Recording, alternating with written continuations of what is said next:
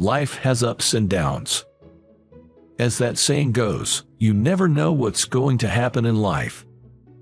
Bad things happen one after another, and there are plenty of hard times. But life can change so quickly over something so trivial. My name is Luke Smith.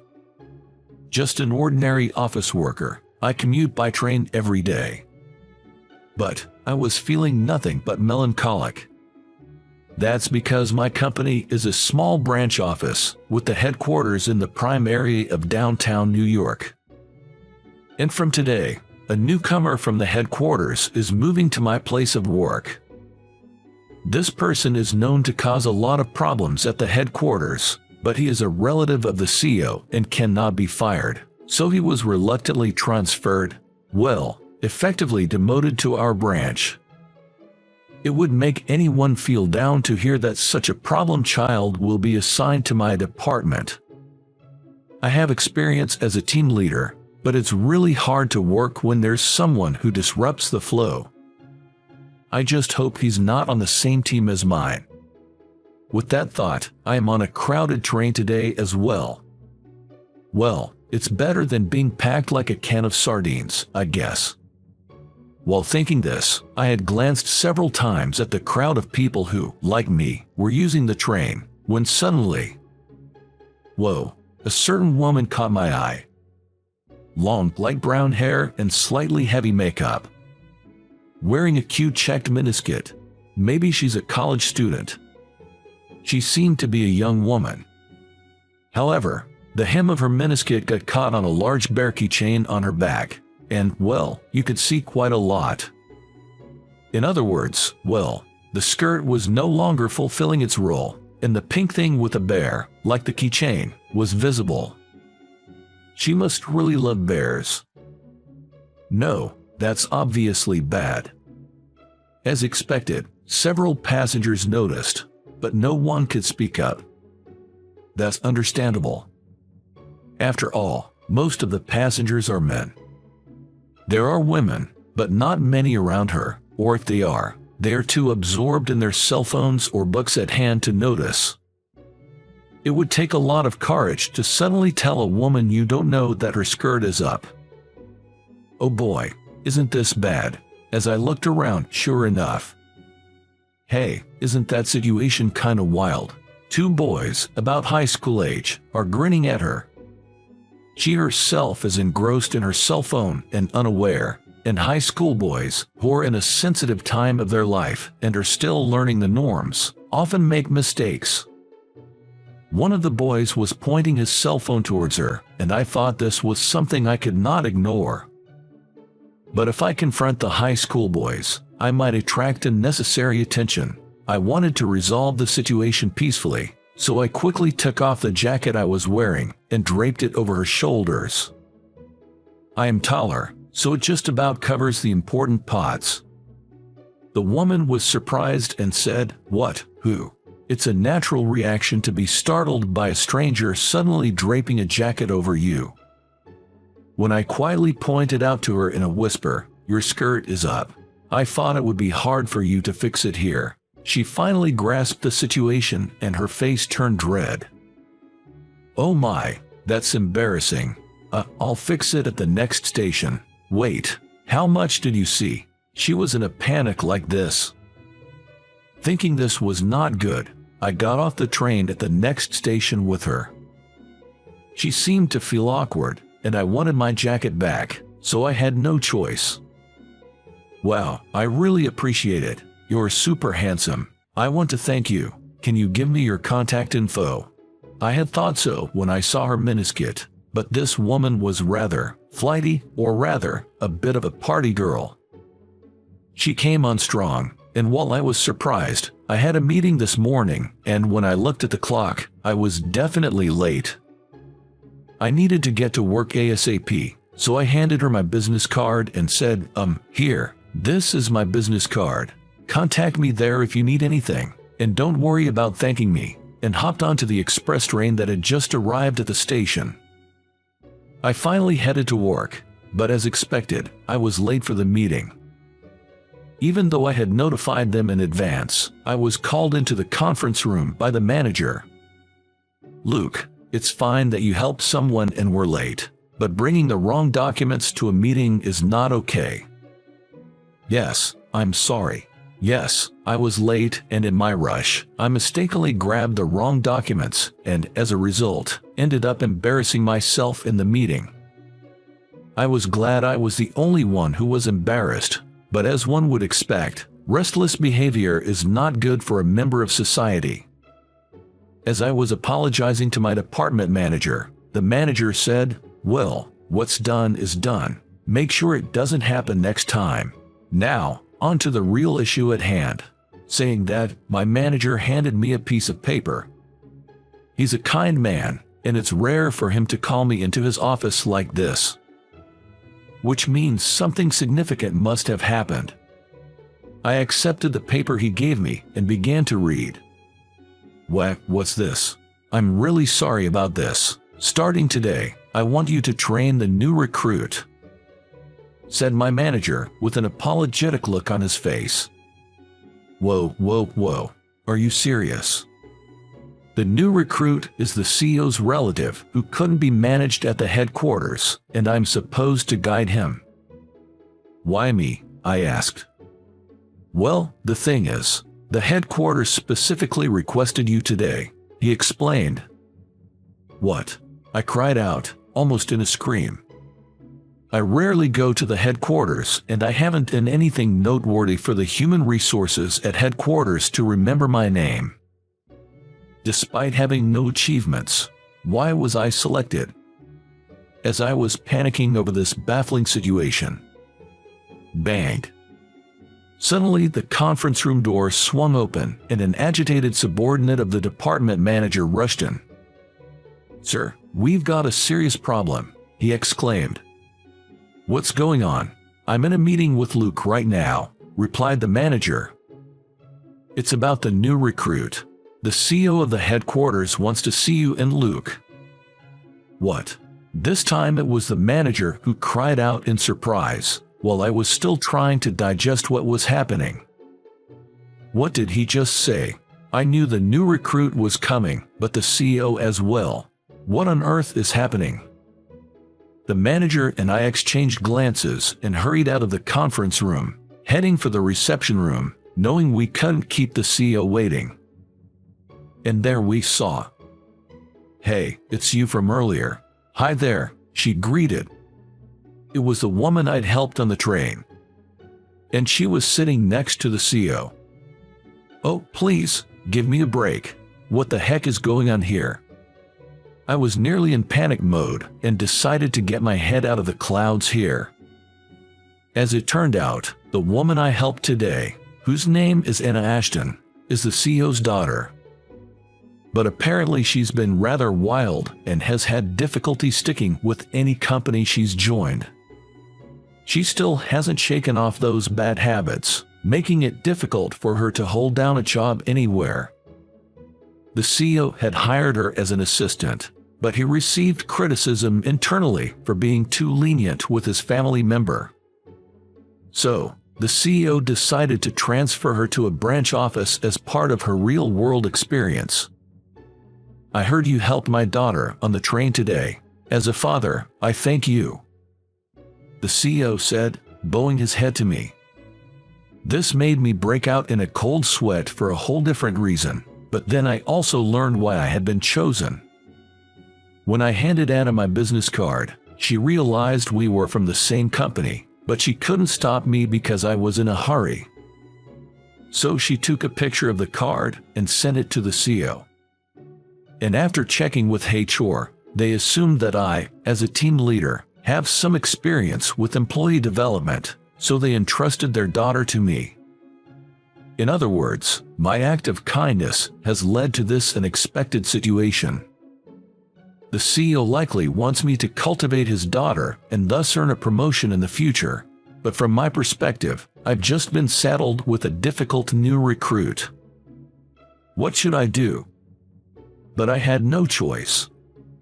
"Nice to meet you, Lukey," Anna cheerfully greeted me with absolutely no trace of professionalism, leaving me no choice but to hang my head. And that's when my unbelievably busy days began. Even the manager seemed to realize that this was going to be a tall order and told me to focus on training Anna for a while, handing off non-urgent tasks to others. Thanks to that, I was supposed to have some time. Well, that didn't happen. Anna, what on earth are you doing? What do you mean? I'm just hungry. Anna was snacking on a piece of chocolate while watching the training video, and I just had to sigh at the sight. If she's hungry, that's fine, but she could at least do it out of sight. Is she that clueless? But it wasn't that. Anna may not have great social skills, but she's not stupid. As proof, she managed to remember how to do simple tasks after being shown just once. Oh, hey, Lukey, the additional data came in, so I finished inputting it. What, already? You're quick. Yes, she is incredibly efficient at her work. She does more than she's asked to and rarely makes mistakes. With this level of work, she could easily get by at our head office, but her other problematic behaviors completely overshadow it. It's such a waste, and despite my numerous warnings, she only slightly improves and eventually reverts back to her old habits. She still calls me Lukey. After 2 months of training her, I was reaching my breaking point. However, I resolved to do my best to make her a competent worker, and it was on that day. Heck, what should I do? Lukey's troubled. While I was thinking in the break room, Anna suddenly popped up. It's been 3 months since we started working together. By now, she's capable enough to do her job alone. I mean, she still exhibits problematic behaviors, so I have to keep an eye on her. But it's break time, so I won't nag her. Oh, nothing. Just some personal stuff. Even Lukey has worries. What do you think I am? My mom's birthday is coming up. I'm not sure what to get her. Yes, my mom's birthday is just around the corner. But I'm out of ideas, and being single, I'm clueless about women's tastes. When I said that, Anna tilted her head and asked, "Are you close to your mom?" I guess so. She's always been the caring type. How so? What do you mean? Well, even when she was incredibly busy, she always made sure to pack my lunch. My dad was away on business a lot, so my mom took care of everything at home. After I started living alone and learned how hard housework is, I realized how great my mother was. So, I'd like to celebrate her birthday somehow, but I'm having a hard time picking a present. Oh, I know. I should ask Anna. She seems to know more about women's preferences and current trends. Just as I was about to ask her, I fell silent. The usually overly cheerful Anna looked incredibly down. Anna, what's wrong? Oh, sorry, I don't have a mom. That's why I'm envious of your problem. Anna said that and forced a smile. But her fake smile quickly faded, and she looked down, appearing dejected again. I was taken aback by this side of Anna I'd never seen before. She looked so lonely, I couldn't leave her alone. You don't have to force yourself to smile. Sometimes, Anna, you really force yourself to smile. It's okay to talk about your problems. After all, I'm your trainer. That's right. Anna hardly ever shares her concerns. Even with work, she doesn't voice her worries. I was worried that she might be overdoing it. As she widened her eyes in surprise, Anna said, "You're the first person to say that to me," and began to tell me a story. It was a story about Anna's past. You know, my mom passed away in an accident when I was a little. After that, my dad just lost himself in his work, leaving me in the care of a maid. Anna shared, her gaze drifting off into the distance. I was basically raised by the maid. I'm grateful to her, I really am. But then again, she was paid to take care of me, right? So, I can't help but wonder if there's really such a thing as unconditional love. Huh, well, I guess it doesn't matter now that I'm all grown up, she said, laughing it off. Watching her, an idea began to form in my mind. Maybe Anna had grown up lacking affection. Her father, the CEO, understood that, which was why he couldn't bear to leave Anna alone and kept her in the company. Upon reaching that conclusion, her actions began to make more sense. Anna's problematic behavior is actually only to those close to her in the company. She often arrived late but would always be early when there was a business deal. She was quiet around people from other departments but often played around with me and those she was close to. I wondered, was this her way of interacting? Causing trouble to get her busy father's attention? Could it be that she grew up without realizing it was wrong? That's why scolding her wouldn't fix her behavior. It wasn't that she didn't want to change, but rather, she might not know any other way to interact. Anna, I started, you're talented. It's about time you quit these problematic behaviors. Haha, you're persistent, Lukey. I've been a little better lately, haven't I? Don't evade the topic. Keep this up, and someday you'll be abandoned. Abandoned? That's strange. No one's watching me, so there's nothing to abandon. Suddenly, Anna retorted with a serious look. With a dull voice, as if she had given up on something. I guess this was the real her. True self isn't noticed by anyone. She seems to believe that. I was a bit surprised by this unusual side of Anna, but I couldn't back down. She was wrong. I'll show you that you're wrong. Follow me, I declared, grabbing Anna's arm and leading her to a certain place. Anna, although surprised, obediently followed. This is the place I brought her to. The office floor we always worked on. Everyone was on break, chatting among themselves. I quietly opened the door just a little, showing Anna the scene inside. Wow, did Anna make this document? She was so good that she could have made it at headquarters if she hadn't had those problems. I know, right? What a waste. There, everyone was praising Anna. And these were people Anna wasn't particularly close with. No way, why? Anna's eyes widened as she watched the scene unfold. That's how it goes, right? They are not the ones she's trying to get her attention from. But they're watching her work. You understand, right? We're seeing you, so you don't need to stress about getting noticed anymore. There are people who notice you, Anna, without you having to try, and I'm one of them. I say this as I gently stroke the head of Anna, who quietly sheds tears. From that day forward, Anna's problematic behavior dramatically reduced. She's serious about her work now, and she's always on time. That's all well and good. Great changes indeed. But there's one slightly tricky part. Luke, today's the day. You're going to be my boyfriend. Somehow, I ended up in a wild situation where Anna confesses her love to me every single day. It seems after our talk, Anna came to trust me a lot and she started to consult me about various things. As a result, she became very attached to me, and now she confesses her love to me every day. However, I had to turn her down. She's young, and there are plenty of great guys out there for her. But it seems she just can't give up. For the last 2 weeks, I've been on the receiving end of her constant advances.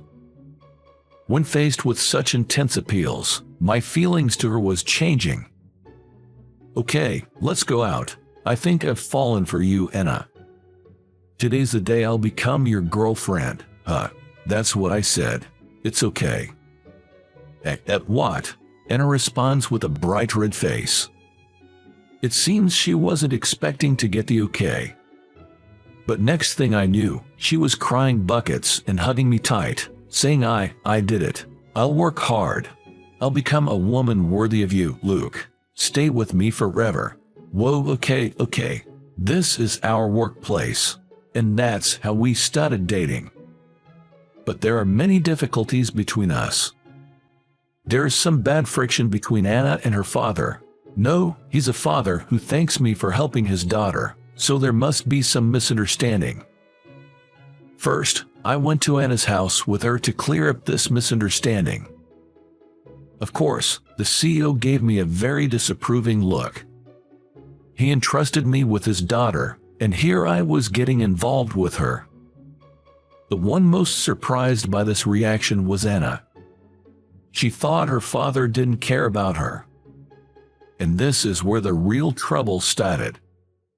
Her father showing concern for her was nice and all, but he was opposed to our marriage. They had a huge fight. But it seemed like it helped them vent their pent-up frustrations. You're always working and neglecting me. Don't act like a father now. I am your father. I've been worried about you. Well, it's too late to worry now, silly. They argued and argued, but finally had a heart-to-heart talk. The CEO, my father-in-law, was confused about how to deal with his grown-up daughter, and in his fear of hurting her, he distanced himself from her. This only led to him losing his ability to communicate with her, and he had his own set of worries. Anna realized she was causing her father distress, and that she was loved. Finally, the two of them made peace. Of course, our marriage was approved, and next we went to greet my parents. Anna, who never had a mother, was very nervous, but my mom had already heard about the situation and said, "I'm happy to become your mother." Anna was so moved by this that she started crying. On top of that, my mom treated us to dinner, which moved Anna so much that she said, "I want to cook this too," and asked my mom to teach her how to cook.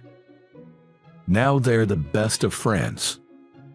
With both families' approval, we happily got married, and now we're a blessed family with 3 kids. My father-in-law is so smitten with his grandchild. His stern face that I've seen at work is nowhere to be found. Anna was surprised to see a side of my father-in-law that she had never seen before, but she said, "It feels like we've finally become a family. I'm so happy. I guess that's a good thing." We couldn't have a wedding because of Anna's pregnancy, but I'd like to see her in a wedding dress someday. With those thoughts, we continue to live happily each day. How did you find today's story? By clicking the subscribe and like button, it will be an encouragement for my content creation. I look forward to hearing from all of you in the comments. See you in the next video.